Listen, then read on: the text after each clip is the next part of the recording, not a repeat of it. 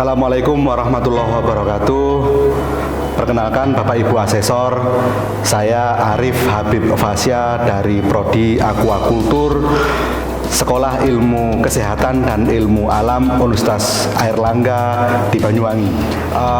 Kali ini saya akan mencoba untuk menyampaikan salah satu pengajaran yang saya sampaikan di kampus Sekolah Ilmu Kesehatan dan Ilmu Alam Universitas Airlangga Banyuwangi, yaitu bioteknologi. Mata kuliah bioteknologi merupakan mata kuliah wajib bagi mahasiswa Prodi Aquakultur Sikia Universitas Airlangga di Banyuwangi pada semester 6. Mata kuliah bioteknologi aquakultur ini membahas tentang konsep dasar, rekayasa atau bioteknologi aquakultur, pengembangan aquakultur, serta aplikasi teknologi-teknologi terkini dalam pengembangan aquakultur baik tawar, payau maupun marine. Mata kuliah ini diprogram untuk membantu mahasiswa memperoleh pengetahuan tentang jenis dan manfaat bioteknologi aquakultur yang baik dan tepat sehingga nantinya dapat digunakan sebagai bekal saat terjun aplikasi di lapangan. Nah, untuk merencanakan pembelajaran dapat tercapai dengan baik dan terukur, maka kita membuat sebuah rencana pembelajaran semester atau RPS, di mana di dalam RPS tertuang semua hal yang berhubungan dengan rencana pembelajaran mata kuliah, mulai capaian pembelajaran, lulusan, bahan kajian, pokok bahasan, metode pembelajaran, media, waktu, dan indikator kriteria penilaian. Materi yang disampaikan pada mata kuliah ini meliputi konsep dasar bioteknologi aquakultur dan beberapa macam bioteknologi atau rekayasa pengembangan dalam aquakultur, seperti rekayasa genetik, terus rekayasa hormonal, rekayasa teknik konstruksi wadah budidaya, rekayasa peningkatan nilai nutrisi dan suplementasi pakan, dan juga rekayasa budidaya manajemen kualitas air, dan rekayasa pencegahan penanggulangan hama dan penyakit. Nah, mata kuliah ini didasarkan pada aplikasi teknologi aquakultur yang telah banyak dikembangkan dalam budidaya perikanan baik tawar, payau ataupun marine. Pada akhir pembelajaran, mahasiswa mampu menerapkan prinsip bioteknologi aquakultur yang benar, tepat, dan bijaksana untuk mendukung keberhasilan aquakultur di lapangan dan membantu petani ikan supaya efektif, efisien, dan berkelanjutan. Nah, prasyarat dari mata kuliah bioteknologi aquakultur ini adalah mata kuliah FHA atau fisiologi hewan air, reproduksi ikan, genetika dan pemuliaan ikan, nutrisi ikan, dan dasar-dasar biologi molekuler dasar. Mata kuliah ini memiliki 3 SKS, yaitu terdiri dari 2 SKS kuliah dan 1 SKS praktikum, dan terdiri dari 16 kali pertemuan, di mana 14 kali tatap muka perkuliahan dan 2 kali ujian tengah semester dan ujian akhir semester. Pada mata kuliah ini, saya memberikan materi tentang probiotik. Materi perkuliahan ini dilaksanakan dengan metode Self-Directing Learning atau SDL, yaitu dosen sebagai fasilitator memberikan arahan, bimbingan, konfirmasi terhadap kemajuan pembelajaran yang telah dilakukan oleh mahasiswa, dan kooperatif learn. Nah, inovasi pada perkuliahan ini yaitu di akhir kuliah saya menyampaikan atau menyiapkan beberapa permasalahan atau kasus yang sering muncul di lapangan dan nanti diselesaikan oleh mahasiswa yang sebelumnya kita bagi menjadi beberapa kelompok kecil untuk didiskusikan secara bersama sehingga pembelajaran ini mampu terserap secara kolektif bersama-sama. Nah, kasus itu yang sering muncul pada pembudidaya ikan ya. Metode perkuliahan mata kuliah bioteknologi ini dilakukan secara seimbang antara ceramah dan diskusi. Diskusi saat penyampaian materi tidak sebatas dilakukan pada akhir penyampaian materi, akan tetapi dapat pula dilakukan sewaktu-waktu, misalkan di tengah, di saat beberapa slide atau proses diskusi pembelajaran, kita bisa melakukan tanya jawab. Dan diskusi yang dilakukan dapat mencakup tentang tanggapan mahasiswa atas materi yang sedang atau telah disampaikan maupun pertanyaan mahasiswa dari yang terkait dengan materi yang sedang disampaikan. Nah, Bapak Ibu Asesor, kriteria penentuan nilai akhir dari mata kuliah ini adalah prosentase dari nilai tugas praktikum, UTS, UAS, dan soft skill. Nah, di mana nilai tugas atau kuis itu biasanya kita ambilkan di akhir perkuliahan. Dan nilai praktikum kita ambilkan dari ujian akhir praktikum, nilai UTS dan UAS masing-masing kita ambilkan juga dari hasil dari ujian tengah semester ataupun ujian akhir semester. Sedangkan soft skill nilainya kita ambilkan dari kedisiplinan atau ketepatan waktu saat dia perkuliahan dan juga tata krama saat di kelas ataupun saat kerjasama dalam menyelesaikan sebuah kasus. Maksudnya komunikasi saat bekerja sama saat menyelesaikan kasus. Baik, berikut akan saya tampilkan video pengajaran saya di kelas. Pengajaran ini dengan materi probiotik yang akan diikuti oleh mahasiswa semester 6 Prodi Aquakultur Sekolah Ilmu Kesehatan dan Ilmu Alam Universitas Airlangga di Banyuwangi. Assalamualaikum warahmatullahi wabarakatuh. Selamat pagi teman-teman mahasiswa semuanya. Ya, pagi ini kita akan belajar tentang bioteknologi, tentang probiotik. Ya, sebelum kita mempelajari atau mempelajari materi ini, apakah ada pertanyaan untuk materi-materi sebelumnya? Oke, belum. Terima kasih. Baik, kalau gitu kita ke materi berikutnya. Next.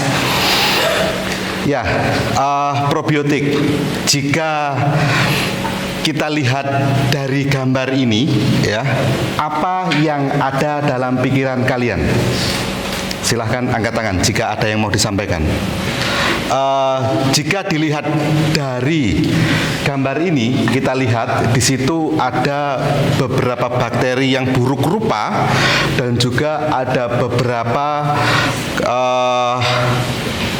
pasukan-pasukan yang membawa tameng yang seolah-olah sedang mendorong atau mendesak.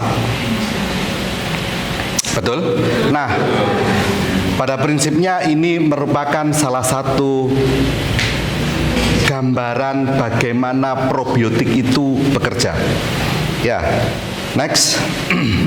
Teman-teman semua, perkenalkan saya Arif Habib Fasya sebagai dosen aquakultur Universitas Airlangga Sekolah Ilmu Kesehatan dan Ilmu Alam di Banyuwangi.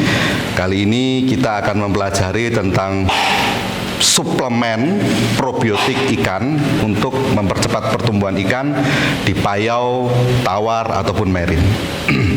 Next. Nah, kita tahu bahwasanya metode pengendalian penyakit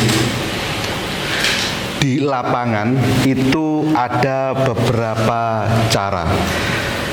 Ya, yang pertama adalah melaksanakan budidaya yang baik, termasuk manajemen kualitas air, manajemen pakan, dan yang paling penting adalah manajemen sumber daya manusianya. Ya, terus yang kedua adalah menggunakan ikan yang secara genetis resisten terhadap penyakit atau resisten terhadap patogen. Kita mengenalnya adalah dengan sebutan apa? Dengan sebutan spesifik patogen free atau spesifik patogen resisten, di mana spesies itu dia terbebas dari patogen tertentu. Ya, terus setelah itu metode pengendalian penyakit adalah dengan kecukupan pakan, jika diperlu menggunakan pakan tambahan. Ya, terus berikutnya menggunakan vaksin, terus menggunakan imunostimulan non spesifik. Nah, ini juga ada erat kaitannya nanti dengan beberapa kandungan yang ada di probiotik. Dan berikutnya menggunakan senyawa-senyawa antimikroba, senyawa-senyawa antimikroba itu misalkan contohnya adalah temulawak, ya, terus setelah itu kunyit, kunir, daun kelor. Dia yang mengandung beberapa senyawa bioaktif yang dapat menghambat pertumbuhan mikroba yang tidak diinginkan dalam ekosistem intestin atau jaringan pencernaan ataupun ekosistem yang ada pada air.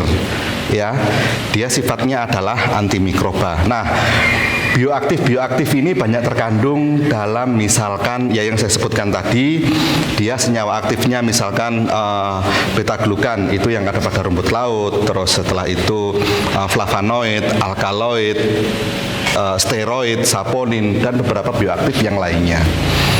Nah, terus yang berikutnya adalah penanganan air.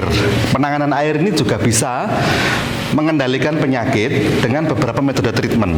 Pengolahan limbah pada media budidaya itu adalah kuncinya. Gitu. Terus berikutnya adalah mengisolasi atau menyendirikan ikan yang terinfeksi penyakit. Ya, misalkan ikan koi, biasanya ikan-ikan hias, ikan arwana yang dijadikan satu pada kolam ataupun akuarium tertentu. Ketika kita melihat oh ini terindikasi penyakit, maka itu harus dikarantina. Nah, yang berikutnya adalah menggunakan probiotik atau kontrol biologis. Jadi kita mengendalikan pada sebuah ekosistem bagaimana ekosistem mikrobiologi yang ada di situ itu hanya yang baik-baik yang tumbuh. Begitu. Next. Sebelum adanya probiotik, dulu itu ada ketika ikan sakit ataupun satwa akuatik itu sakit, maka cara penyembuhannya adalah dengan pemberian antibiotik pada diet makanannya. Jadi dia dicampurkan. Nah, ternyata ini justru malah memperburuk kondisi, memperburuk suasana, sehingga bakteri tadi itu dia semakin resisten, ya. Terus setelah itu pemberian antibiotik pada air, pemberian kaporit disinfektan yang tujuannya adalah untuk misalkan sterilisasi media budidaya, tapi pada dasarnya ini justru malah membuat resisten pada beberapa jenis bakteri. Nah, jika pemakaian tidak tepat atau kadang overdosis, itu justru malah membuat bakteri ini resisten. Oke, bakteri ini resisten. Nah, pasti kalau jika bakteri resisten, akhirnya main dosis yang lebih, dan seterusnya. Akhirnya ini dampaknya juga tidak baik atau tidak ada keberlanjutannya. Begitu. Next. Jika kita ngomong pada tambak, maka tujuan aplikasi probiotik di tambak itu ada beberapa hal. Yang pertama kita bisa aplikasikan di kolom air ya. Yang berikutnya adalah aplikasi untuk dasar tambak dan berikutnya adalah aplikasi untuk melalui pakan ya. Ini memiliki fungsi dan tujuan tersendiri-sendiri. Oke. Jika media air maka dia akan mendesak bakteri, dia sebagai kompetitor bakteri yang tidak baik pada media air, dan jika diaplikasi untuk dasar maka dia berfungsi sebagai pengurai dari bahan organik yang ada pada dasar. Oke, next. Nah, aplikasinya itu cara memberikannya itu ada beberapa teknik. Bisa diberikan secara langsung. Jadi bakteri itu tadi dicampur dengan air ataupun dicampur dengan air, setelah itu ditebarkan langsung ke kolam. Ada yang melalui proses aktivasi. Jadi dia harus diaerasi terlebih dahulu atau dikultur terlebih dahulu sehingga bakteri ini semakin banyak dan dia aktif. Ada juga yang melalui proses fermentasi ya, dengan pemberian nutrien-nutrien tertentu sehingga bakteri ini semakin berkembang.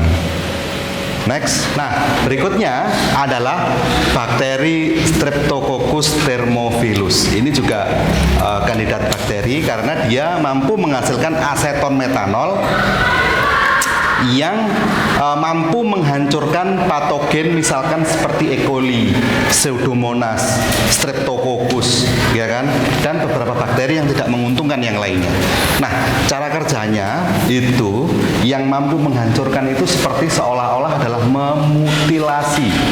Ya, sebenarnya dalam kolom air itu bakteri itu kan dia berkomunikasinya dengan apa? Dengan sinyal bakteri atau signaling bakteri. Ketika dia sudah korum atau jumlahnya itu mencukupi, ya, dia akan mengeluarkan zat toksinnya. Oke. Nah, bagaimana cara mengeluarkan zat toksinnya? Dia quorumnya adalah memanggil temannya. Misalkan temannya itu bakteri E. coli. Coli, begitu. Nah, ternyata temanku sudah banyak nih. Yuk kita mengeluarkan zat toksinnya. Nah, dia akan mengeluarkan racun. Sehingga ikan yang terpapar itu dia akan terinfeksi oleh bakteri tertentu, ya, akhirnya dia sakit, iya kan? Nah, bagaimana Streptococcus thermophilus dan probiotik yang lainnya itu dia mampu memutilasi mulutnya, mampu memutilasi telinganya, sehingga dia nggak bisa teriak dan juga dia nggak bisa mendengarkan. Apa yang terjadi? Ya tidak akan quorum pada kolom air itu. Bisa dipahami dari sini? Nah, itu cara kerja bakteri, ya kan? Sebagai kompetitor. Silakan, dari sini ada yang ditanyakan? Oh, silakan, Rajib. Perkenalkan, nama saya Mujib Rohman. Saya mau bertanya tentang itu, Pak. Kalau probiotik itu berlebihan apa ada dampak negatifnya? Ya. Dampak probiotik yang berlebihan itu juga memiliki dampaknya. Apa dampaknya? Dia menjadi ekosistemnya pasti akan berubah. Pasti ekosistem pada media kolam itu pasti akan berubah. Tapi jika overdosis penggunaan ini terlalu berlebih, ya, maka dia juga akan mempengaruhi kondisi lingkungan pada media budidaya ataupun media di sekitar yang nanti ketika dia dibuang. Dan juga misalkan dasarnya itu tanah, maka beberapa bakteri tadi itu dia mampu membuat resisten terhadap bakteri yang jahat, ya kan, atau yang merugikan, sehingga dengan pemberian dosis tertentu pun maka probiotik ini tidak akan bekerja. Jadi cara menggunakan dosis bakteri probiotik pun itu juga harus sesuai dengan anjuran takaran. Begitu ya, Mujib? Ya, baik, terima kasih. Ya, ada pertanyaan lain? Silakan. Nah, Baik, perkenalkan saya Adel Konkret.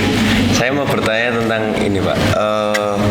Bakteri yang berlebihan tadi kan akan menyebabkan tidak efektifnya bakteri probiotik Ya. selanjutnya gitu Iya. Pak. Nah, itu ketika sudah terjadi itu apa yang dilakukan Pak? Misalnya Pak, di suatu budidaya itu sudah terlalu banyak diberikan probiotik sehingga bakteri-bakteri di sana sudah resisten terhadap probiotik itu.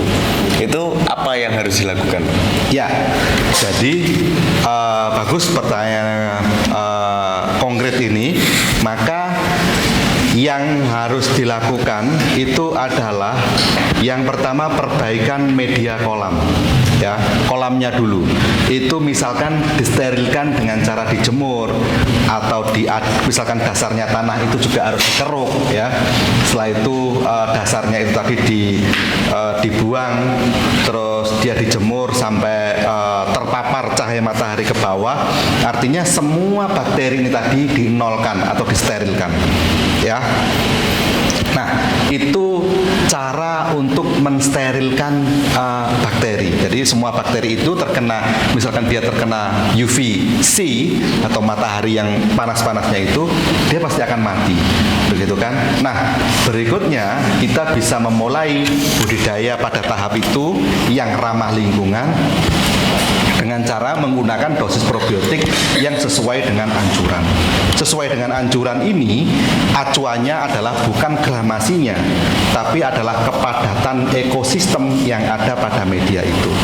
Contoh misalkan Bacillus dan Lactobacillus, itu dia cukup di angka 10 pangkat 3 atau 1000 koloni per liternya, itu dia sudah mampu menghambat pertumbuhan bakteri yang tidak menguntungkan.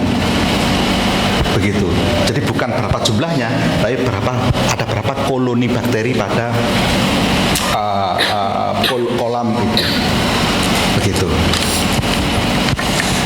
Begitu ya, konkret ya. Terima kasih Pak. Ada pertanyaan yang lain, silakan. Nah, silakan siapa namanya? Yusuf. Oke, baik Pak, terima kasih atas kesempatannya. Perkenalkan, nama saya Yusuf Taufikur Rahman. Saya izin bertanya Pak, di pasaran kan sudah sangat banyak jenis-jenis produk dari probiotik. Ada yang bentuknya cair, ada juga yang bentuknya bubuk seperti itu Pak. Nah, itu bagaimana sih Pak cara mereka buat pengemasannya? Soalnya kan probiotik kan yang saya tahu butuh makanan juga di dalam kemasan itu kan. Saya rasa kalau di dalam itu kan jumlahnya juga terbatas. Nah, bagaimana probiotik itu terus tetap tahan jika berada di dalam kemasan itu? Terima kasih Pak. Ya, Yusuf, pertanyaanmu baik sekali dan nanti itu bisa dilanjutkan misalkan kalian mau mengemas produk probiotik atau mau berjualan probiotik ya, itu sah-sah saja. Nah, pertanyaannya adalah Pak, ya memang benar probiotik itu ada yang bentuknya liquid dan ada yang bentuknya powder ya, dimana yang namanya probiotik ini tetap membutuhkan nutrien untuk dia tetap hidup. Nah, beberapa kali saya menguji bakteri yang ada probiotik yang ada pada kemasan cair ya. Nah, setelah saya analisa dengan cara itu ditebar pada media umum ya, maka tidak tumbuh bakteri. Ternyata yang tumbuh di situ, yang ada pada kemasan itu sebenarnya adalah nutriennya aja atau prebiotiknya. Oke. Nah, ada juga yang di situ intinya adalah bakteri, ya kan, probiotik, misalkan Bacillus, Lactobacillus ataupun bakteri pengurai Nitrosomonas nitrobakteri itu, ya kan, dia tumbuh dengan keberadaan yang tinggi, diberikan media di situ atau nutriennya. Nah, nutrien ini ada sifatnya yang alamiah dan ada yang sifatnya sintesis. Sifatnya alamiah itu contohnya misalkan kita menggunakan air kelapa muda misalkan, itu kaya akan prebiotik ya. Kalau misalkan dengan media nutrien yang lainnya, ya kita menggunakan media-media yang dibutuhkan untuk bakteri ini tumbuh? Biasanya apa? Ya, dia diambilkan dari jenis-jenis yang memiliki rantai karbon yang panjang, ya. Glukosaan, gula-gulaan. Karena bakteri itu suka dia timbul atau hidup di gula-gulaan sebagai nutrisinya. Gitu. Nah, bedanya kalau powder, ya.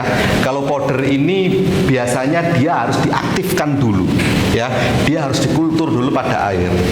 Begitu. Jadi dia banyak murninya kalau bakteri yang bentuknya powder. Begitu. Itu ya Yusuf. Terus kalau misalkan mau mengemas, kalau mau menjual, ya tinggal dikemas, setelah itu diuji. Nah, kalau misalkan dampaknya positif, ya bisa dipasarkan dengan cara mengurus perizinannya dulu. Di mana? Ya di dinas perizinan, di dinas perindustrian, dinas perdagangan. Nah, untuk memasarkan produk tertentu. Bisa dipahami? Bisa, Ya. terima kasih Pak. Oke, adakah pertanyaan lain? Silahkan. Ijil. Silahkan Ijil. Baik Pak, terima kasih atas kesempatannya. Perkenalkan saya Ijil Zaki, izin bertanya dan juga mungkin menyambung pertanyaan dari teman-teman saya sebelumnya mengenai bakteri probiotik yang dikemas secara komersil dan juga bakteri yang langsung diambil dari lokasi budaya itu atau bakteri indigen, Pak. Nah, sebenarnya dalam aplikasi ini lebih efektif mana antara bakteri indigen yang kita langsung ambil dari kolam atau bakteri komersil yang dijual seperti E4 ataupun yang tadi disebutkan, Pak? Oke. Terima kasih Ijil. Pertanyaannya cukup bagus, yaitu mana yang lebih efektif antara bakteri yang ada dalam kemasan atau sudah dijual dengan bakteri indigen yang diambil dari media budidaya.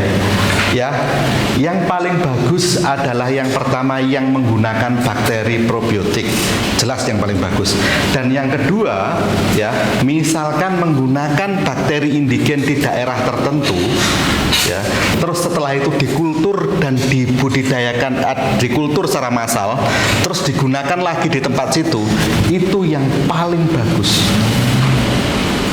Ya, misalkan kita harus mengkultur dari tempat lain, misalkan tempat di daerah Pulau Sumatera, misalkan di daerah dasar perairan Danau Toba, mengisolasi bakterinya dari sana. Terus setelah itu digunakan untuk budidaya di Sulawesi atau di Banyuwangi atau di Bali atau di daerah Indonesia Timur, itu pasti berbeda profilnya.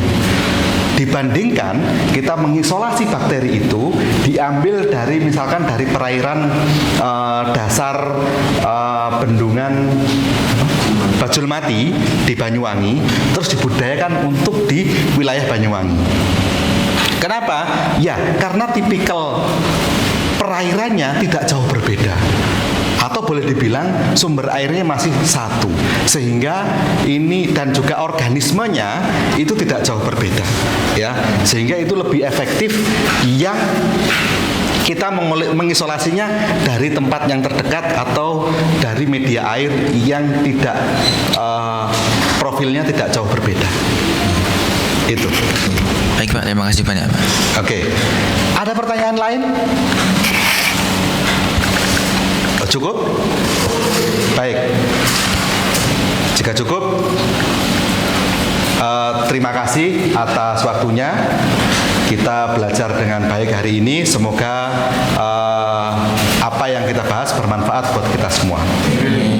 Maka sebelum diakhiri, mari kita berdoa. Semoga ini menjadi kebaikan buat kita semua. Berdoa, mulai.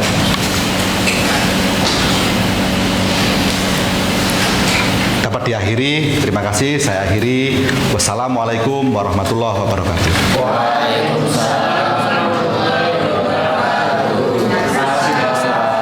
Terima kasih semuanya.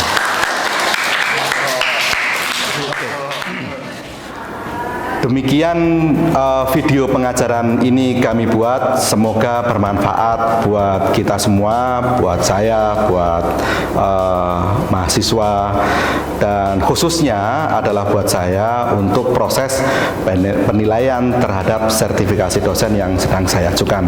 Terima kasih kepada Bapak Ibu Asesor, semoga video ini dapat memberikan gambaran proses pembelajaran pengajaran yang saya lakukan di kampus. Sekian dan terima kasih. Wassalamualaikum warahmatullahi wabarakatuh.